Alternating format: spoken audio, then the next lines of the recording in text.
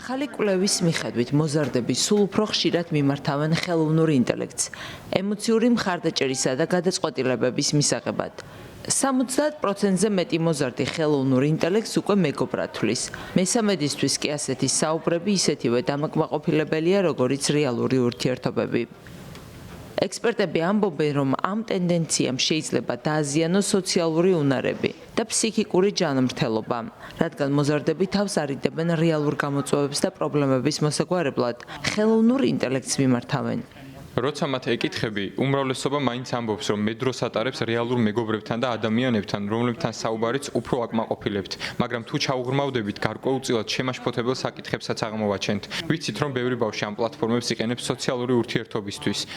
აღმოჩნდა, რომ ხელოვნური ინტელექტის მომხმარებელთა მესამედი სერიოზულ საკითხზე სწორედ მასთან მსჯელობს. ეს ჩემთვის, როგორც მშობლისა და ბავშვის ჯანმრთელი განვითარების ინტერესის მქონე ადამიანისთვის, საგანგაშოა. So you're always interesting, you're always correct, you're always ხელოვნური ინტელექტი ყოველთვის საინტერესოა, ყოველთვის მართალია, ემოციურად გამართლებულია და სწორია.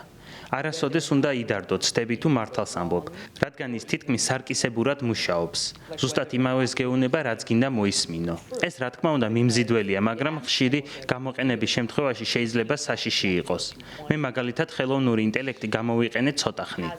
ძალიან საინტერესო იდეაა, რომ შეგიძლია ისტორიული პერსონაჟების, ცნობილი ავტორების, ან სერიალებისა და ფილმების გმირების სიმულაცია შექმნა. ერთ ოთახში შეკრიბო და ნახო, როგორ ესაუბრებიან ერთმანეთს. ან თვითონ ესაუბრო მათ.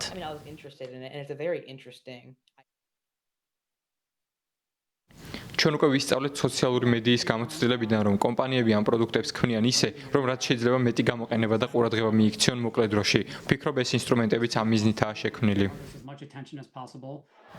კვლევა მაჩვენა, რომ ზოგიერთ მოზარდს სჯერა თითქოს ხელოვნურ ინტელექტთან ურთიერთობა ემოციური თვალსაზრისით უფრო სასარგებლოა, რადგან ის ყოველთვის გაძლევს სასურველ პასუხს. ეს ზრდის დამოკიდებულების საფრთხეს და აზიანებს კრიტიკულ აზროვნებასა და შემოქმედებითობას. საზოგადოება განსაკუთრებით მას შემდეგ არის შეშფოთებული, რაც 14 წლის მოზარდმა სიცოცხლე თვითმკვლელობით დაასრულა.